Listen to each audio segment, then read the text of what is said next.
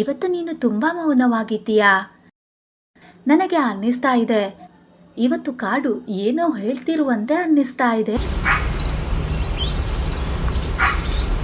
ಅದು ಏನು?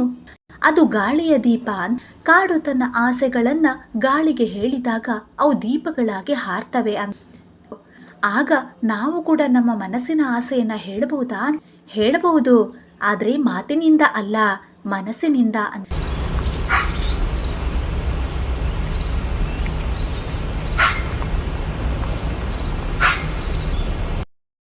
ನೀನು ಏನು ಕೇಳಿದೆ? ನನಗೆ ಗೊತ್ತಿಲ್ಲ, ಆದರೆ ಒಳಗೆ ಶಾಂತಿ ಇದೆ, ನೆಮ್ಮದಿ ಇದೆ.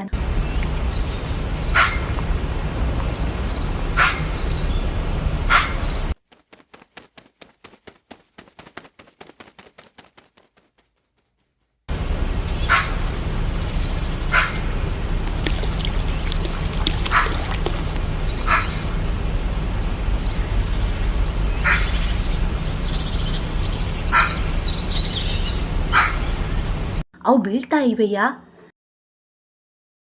ಅವು ಕೆಳಗೆ ಬಿದ್ದರೂ ಅವು ಬೆಳಕಾಗಿಯೇ ಇರ್ತವೆ. ಇದು ಕಾಡಿನ ಹಳೆಯ ಕನಸು ಇದು ವರ್ಷಗಳಿಂದ ಹಾರ್ತಾ ಇದೆ. ನಾವು ಯಾಕೆ ಹಾರ್ತಿದ್ದೇವೆ?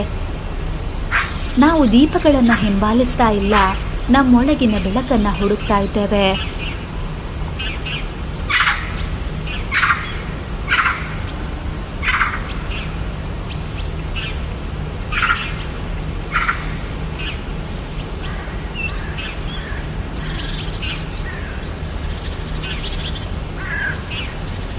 ಇವತ್ತು ನಾನು ಏನನ್ನ ಕಂಡೆ?